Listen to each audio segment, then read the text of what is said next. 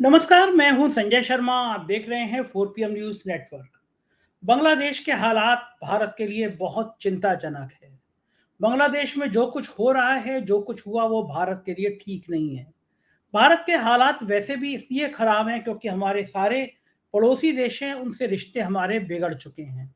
मैं अभय दुबे जी के संग रोज शो करता हूँ, जाने माने पत्रकार हैं, रोज एबीपी चैनल पे आप उनको सुनते हैं। बहुत अच्छी किताबें लिखी हैं, बहुत अच्छी जानकारी रखते हैं।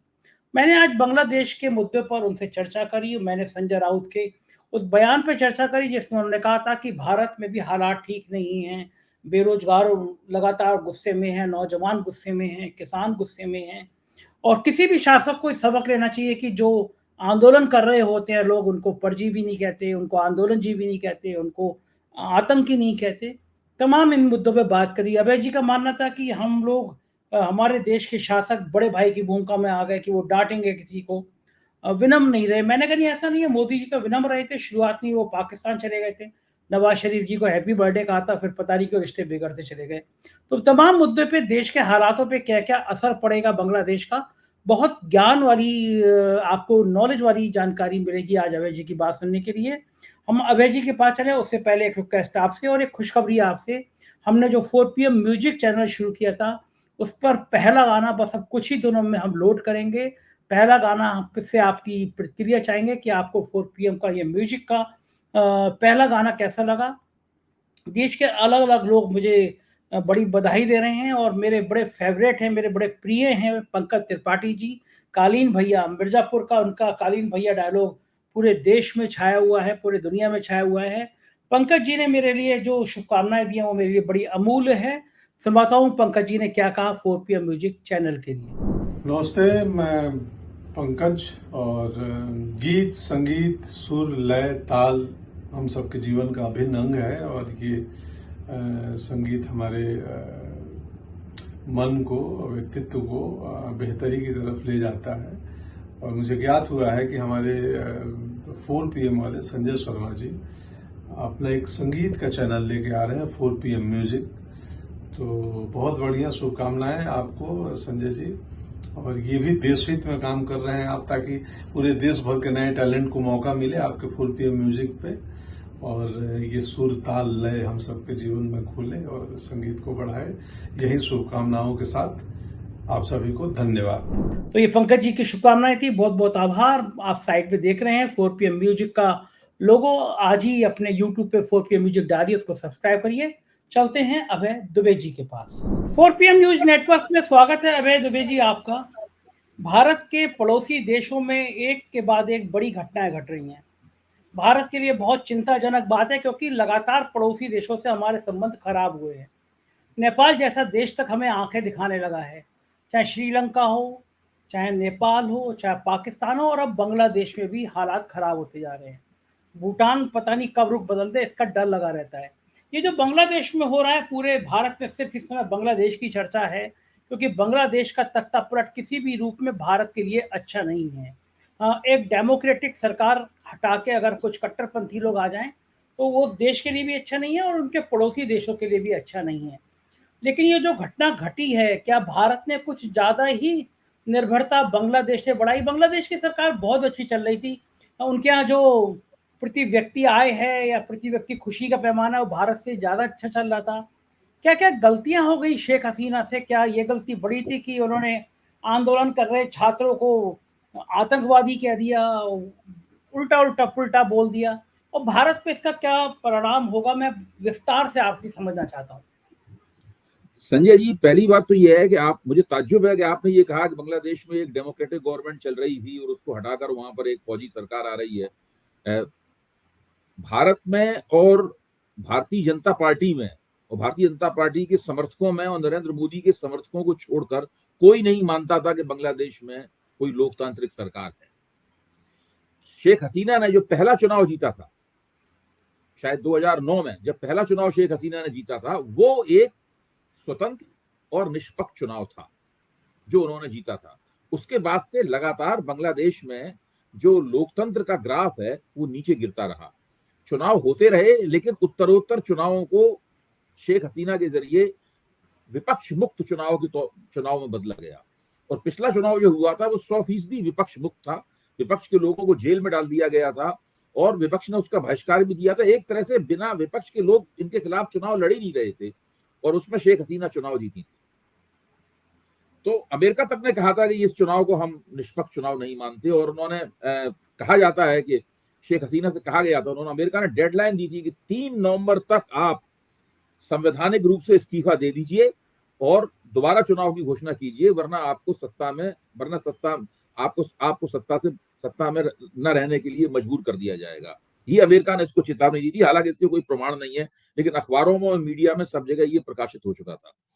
अब एक ऐसी सरकार जो कि लोकतंत्र की आड़ में पूरी तरीके से 100% निरंकुश सरकार थी, नरेंद्र मोदी की भारत स्थित सरकार के लिए बहुत ही आकर्षक चीज थी, क्योंकि नरेंद्र मोदी यही तो चाहते हैं कि भारत में इस तरीके का हो कि विपक्ष मुक्त बन जाए, विपक्ष सामने रहा ही नहीं और वो दबादब एक के बाद एक चुनाव जीतते रहे।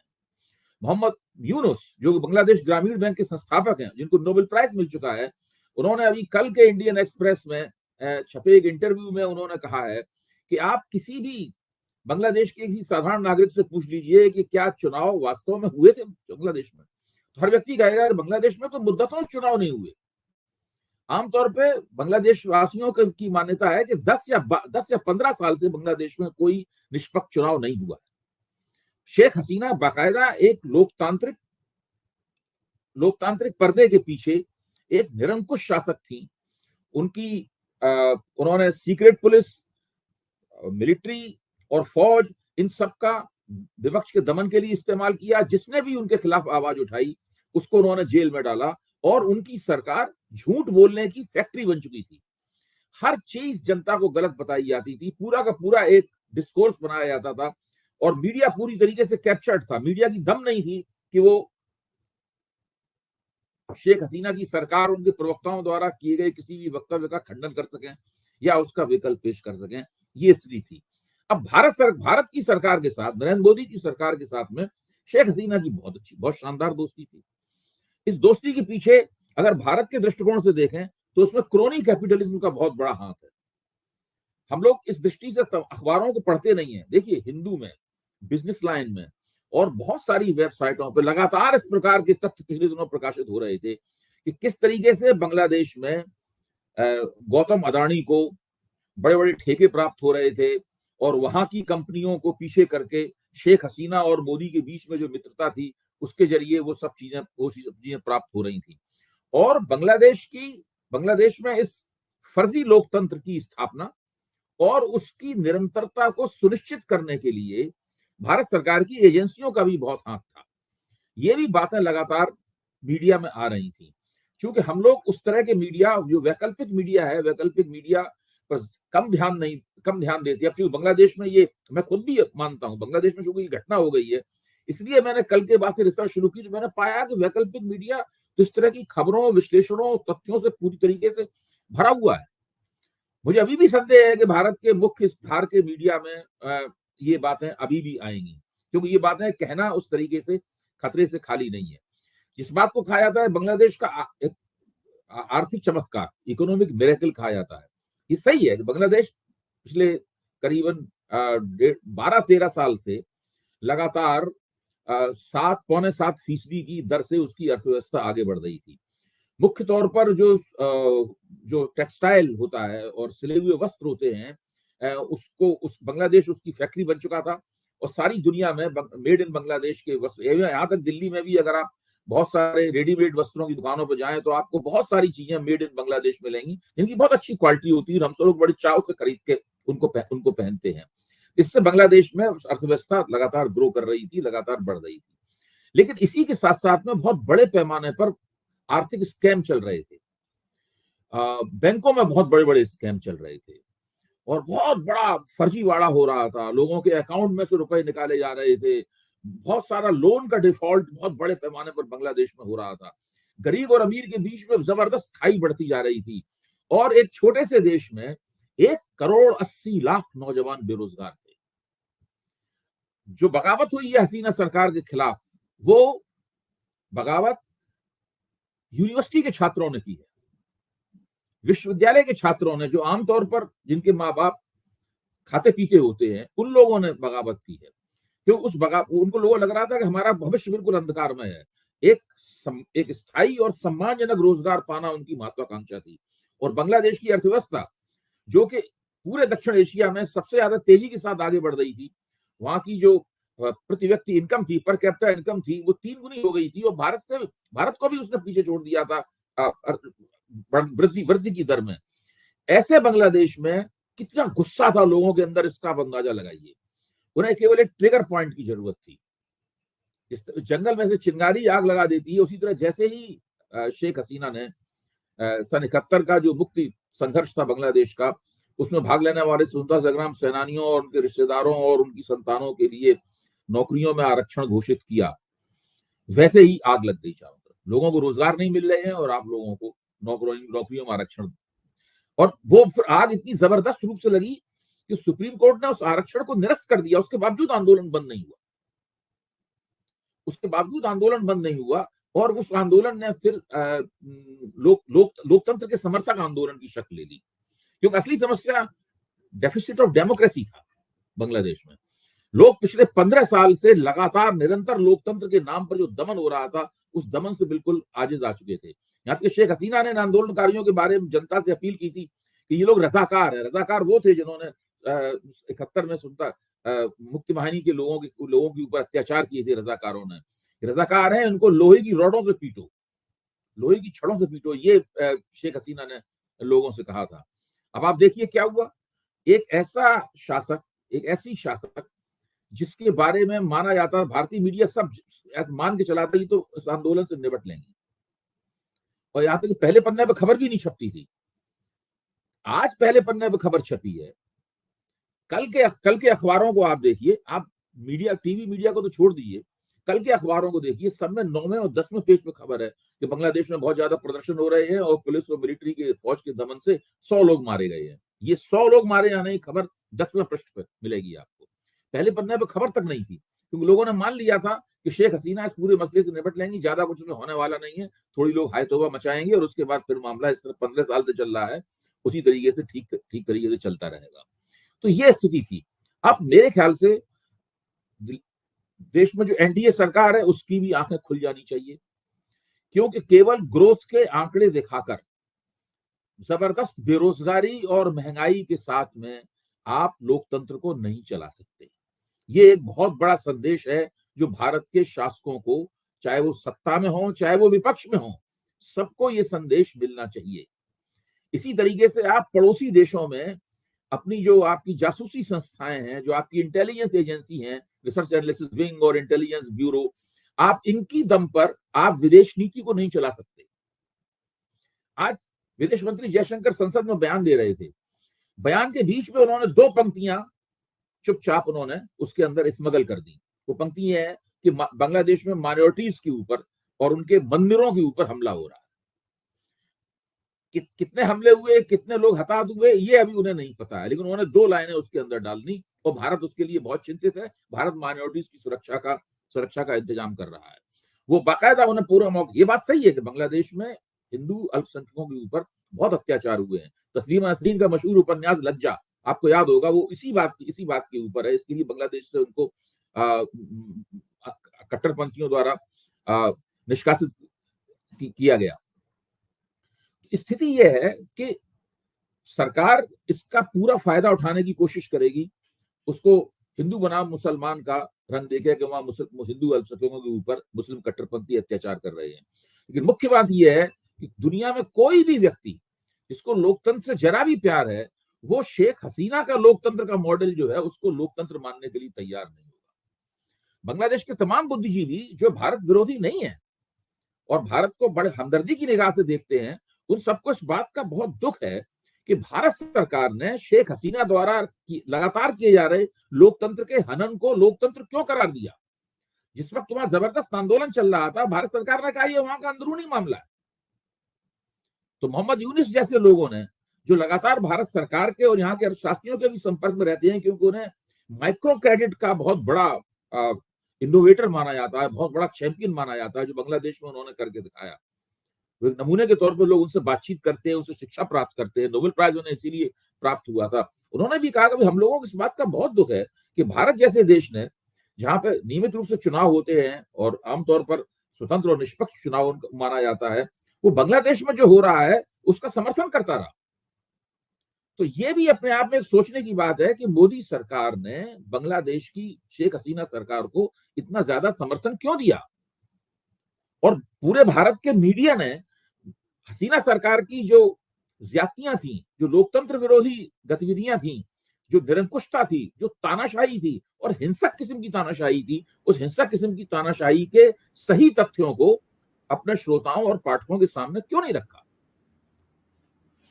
आज संजय राउत का एक बयान बहुत चर्चा में है। उन्होंने कहा है कि भारत में भी हालात कुछ कुछ इस तरह के हैं। उनका भाव ये था कि यहाँ भी बेरोजगारी बहुत ज़्यादा है, यहाँ भी आंदोलन करने वाले लोगों को इस तरह के कमेंट कर दिए जाते हैं। सोशल मीडिया पे भी इस तरह की बाढ़ आई है कि अब दुनिया भर के शासकों को समझ लेना चाहिए कि आंदोलन करने वाले परजीवी नहीं होते, आंदोलन करने वाले आतंकवादी नहीं होते। कम से कम दुनिया के शासकों को ये समझ लेना चाहिए, बांग्लादेश से सबक लेना चाहिए कि जैसा आपने कहा कि बहुत बढ़ती हुई 5 ट्रिलियन इकोनॉमी, 6 ट्रिलियन इकोनॉमी हकीकत नहीं होती। हकीकत ये होती है कि बेरोजगारों की फौज ना बढ़े देश में, किसानों का उत्पीड़न ना हो देश में, नौजवानों के लिए अग्निवीर जैसी योजना ना आए। मैं ये नहीं कह रहा कि भारत में कभी ऐसा हो सकता है, मैं सोच भी नहीं सकता कि भारत एक इतना महान देश है, यहाँ पे कभी सेना इस तरह नहीं कर सकती, यहाँ पे डेमोक्रेसी बहुत मजबूत है। लेकिन ये जो हालात हैं, ये हालात किसी भी देश के लिए उचित नहीं है। बांग्लादेश से क्या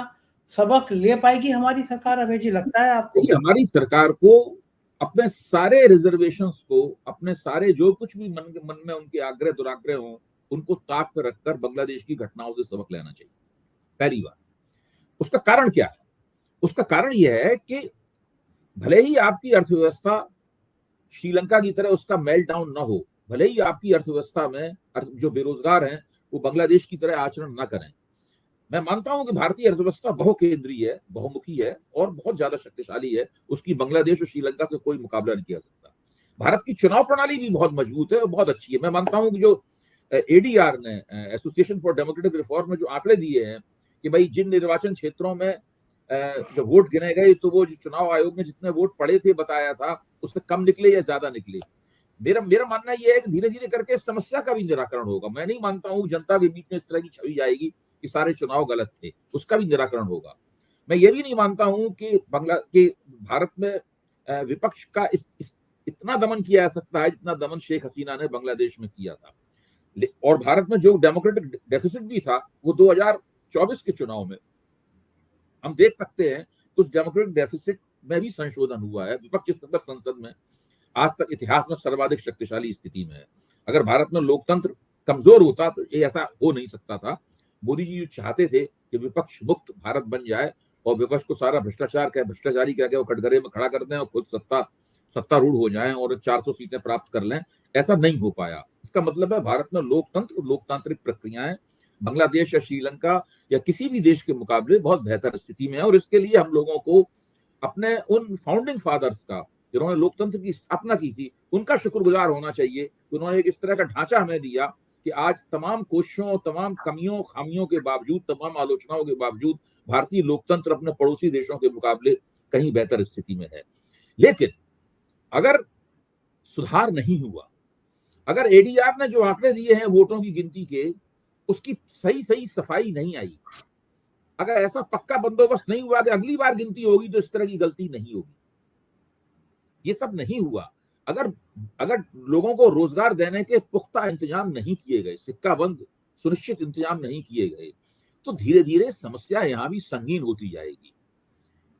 1 साल में नहीं, 2 साल में नहीं, 5 साल में नहीं, लेकिन 10 साल में कभी भी हो सकता है।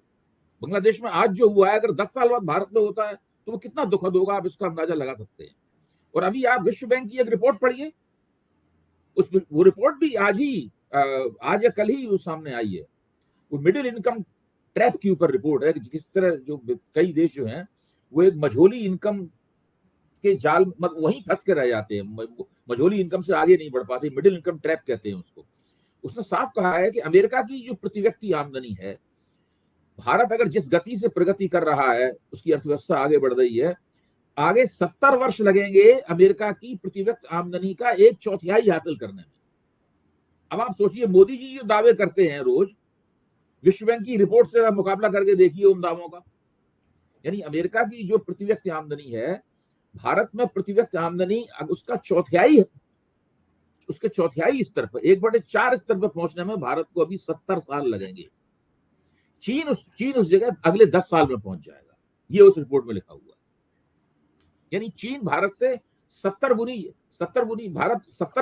गुनी धीमी रफ्तार से भारत प्रगति कर रहा है चीन से। तो जब अर्थव्यवस्था की आपकी असली हालत ये है, अब विश्व बैंक अगर भारतीय अर्थव्यवस्था की तारीफ में अगर कोई बात कहता है तो फौरन यहाँ पे मंचों पे उसका गाना शुरू हो जाता है कि विश्व बैंक ने कहा, लेकिन इस रिपोर्ट को लगातार दबाया जाएगा। मैं आपसे कह गारंटी देता हूं, इस रिपोर्ट की कहीं चर्चा नहीं होगी, उसके बारे में लोग चुप्पी साधे रहेंगे, सरकारी अर्थशास्त्री इस रिपोर्ट के बारे में कुछ भी नहीं बोलेंगे। तो ये स्थितियां हैं। अगर भारत ने इस बात को बांग्लादेश की घटना से, श्रीलंका की घटना से भी सबक लेना चाहिए था। बांग्लादेश की और श्रीलंका की घटनाओं से सबक नहीं लिया, क्रोनी कैपिटलिज्म के चक्कर में वहां की घटिया और जलील किस्म की गैर लोकतांत्रिक सरकारों को समर्थन करने के अपने रवैये को नहीं छोड़ा, तो एक ना एक दिन भारत को भी बहुत सारी समस्याओं का सामना करना पड़ सकता है। ऐसी समस्याओं का सामना करना पड़ सकता है जिनके बारे में आज हम कल्पना भी नहीं कर सकते। अभी जी भारत अभी बड़ा कंफ्यूज है, शेख हसीना को परमानेंट शरण दी जाए नहीं दी जाए, इसको लेकर कोई खास फैसला आ नहीं रहा। ये लाइन कहती है शेख हसीना पे हमने छोड़ दिया। भारत कंफ्यूज है कि उसको बांग्लादेश से रिश्ते कैसे रखने पड़ेंगे, शेख हसीना का रोकना, उनको शरण देना, उसमें बाधा आ सकता देखिए, है। शेख हसीना ने तो मुझे लगता, जहां तक मेरी जानकारी है, भारत से शरण मांगी भी नहीं है। वो केवल भारत उनके लिए एक ट्रांजिट पॉइंट है, और कहा जा रहा है कि उनकी वहां से जो हेलीकॉप्टर में जो फ्लाइट हुई और फिर भारतीय एयरफोर्स वो जिस तरह हिंडन के एयरबेस तक पहुंची, वो उसमें भी भारतीय खुफिया एजेंसियों की एक भूमिका थी, जिसके ऊपर भी तमाम लेख वगैरह और जानकारियां सामने आ गई हैं। उन्होंने सब पूरा बंदोबस्त किया। वहां पर जो फौज के वकारुल जमा, जो जनरल, जो फौज के थल सेना अध्यक्ष हैं, वो शेख हसीना की भतीजी के पति हैं, यानी शेख हसीना के परिवार के सदस्य हैं। वही दिन के 12:30 बजे वहां पे गए उनके घर में। उन्होंने कहा, देखिए हालात बहुत बिगड़ चुके हैं, आप इस्तीफा दे दीजिए और देश छोड़ के चले जाइए, वरना आपकी सुरक्षा की हम कोई गारंटी नहीं ले सकते। शेख हसीना ने कहा कि मैं इस्तीफा दे दूंगी, लेकिन मैं देश के नाम एक संदेश देना चाहती हूँ। उन्होंने कहा, संदेश मत दीजिए, वरना हालात और बिगड़ जाएंगे। तो बिना संदेश दिए ही एयरफोर्स के विमान से ही वो, अगर फौज उनके खिलाफ होती तो फिर एयरफोर्स का विमान उनको मुहैया नहीं कराया जाता। जाहिर है कि फौज भी उनके साथ थी, फौज भी उनको बचाने में नाकाम रही। आप समझ सकते हैं कितनी बुरी हालत होगी। जिस नेता के पक्ष में फौज खड़ी हुई हो, उस वो भी उसको खुद ही कहा कि आप छोड़ के चले जाइए।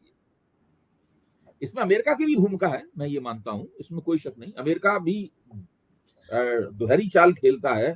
अमेरिका पाकिस्तान में हो रहे चुनाव को तो कहता है कि ठीक हो रहे हैं चुनाव, क्योंकि पाकिस्तान में हो रहे चुनाव में भी घपला है, और बांग्लादेश में हो रहे चुनाव में भी घपला है। बांग्लादेश के चुनाव के बारे में कहता है कि चुनाव निष्पक्ष नहीं है, लेकिन पाकिस्तान के चुनाव के बारे में कहता है कि ये ठीक चुनाव है।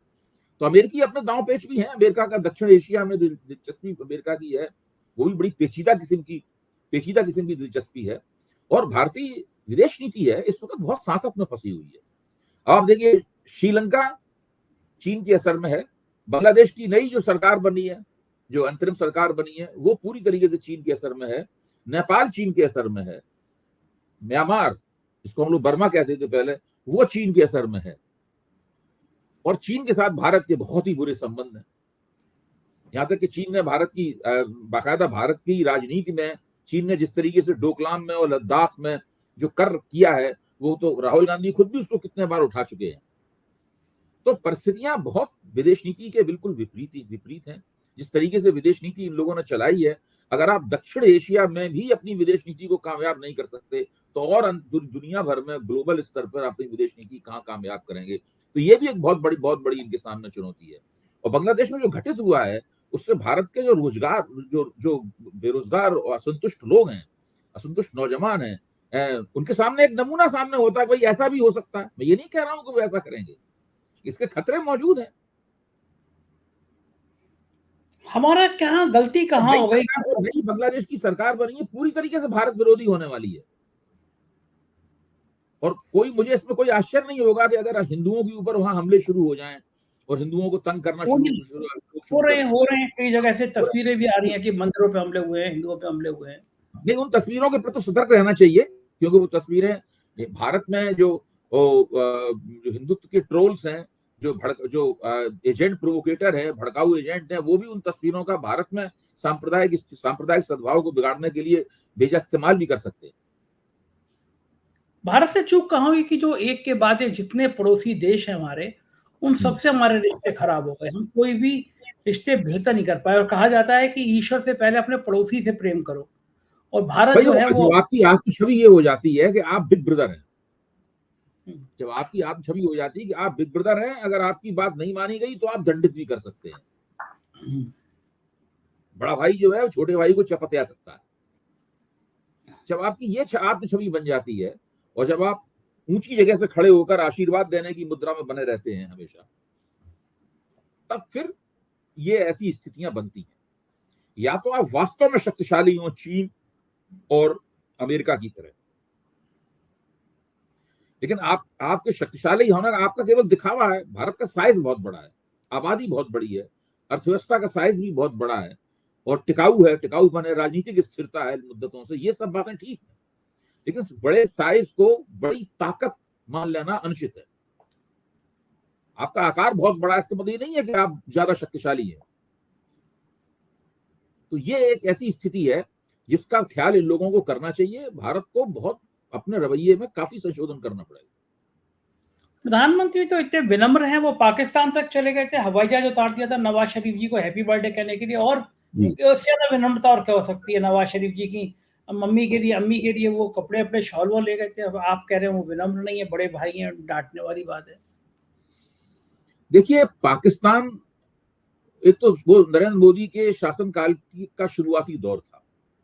नरेंद्र मोदी कुछ ऐसा इस तरह सोचते थे कि अटल बिहारी वाजपेयी के छूटे हुए काम को उन्हें पूरा करना है, कुछ असाधारण किस्म की वो पहलकदमी लेंगे, पाकिस्तान से संबंध अच्छे हो जाएंगे, चीन के साथ, चीन के राष्ट्रपति हैं उनके साथ उन्होंने तो झूला था नदी के किनारे, हम लोग जानते हैं। इस तरह से उन्होंने कुछ बहुत जबरदस्त फोटो अपॉर्चुनिटीज, जिसको कहते हैं ना, बहुत प्रधानमंत्री कैमरा प्रिय और फोटो प्रिय हैं, तो विदेश नीति को भी उन्होंने उसी के जरिए चलाना चाहा। लेकिन विदेश नीति का जो यथार्थ होता है वो बहुत कड़वा होता है, बहुत तल्ख होता है। वो बार बार विदेशी नेताओं के साथ गले मिलने से वो समस्या हल नहीं होती, उनके साथ झूला झूलने से भी समस्या हल नहीं होती, उनके साथ बिरयानी खाने से भी वो समस्या हल नहीं होती। विदेश नीति में तो बहुत ही कड़ा सौदा होता है ना। तो उस मामले में विदेश नीति इनकी कामयाब नहीं हुई, साबित हुई। बिल्कुल बात सही है, बहुत नाजुक हालात हैं पड़ोसियों के साथ, निगाह बनाए रखेंगे हम लोग। बहुत बहुत शुक्रिया अभय जी, आपने इतना कीमती समय दिया, आभार, थैंक यू। तो ये थे अभय दुबे जी, बता रहे थे कि किस तरह हालात खराब हो गए हम बांग्लादेश के, और हमारे देश पे इसका क्या क्या असर पड़ेगा। मुझको यकीन है जानकारी आपको पसंद आई होगी। अपनी बातचीत कैसी लगी आपको ये बातचीत, इससे बताइएगा जरूर। चैनल को सब्सक्राइब ज्वाइन कीजिएगा।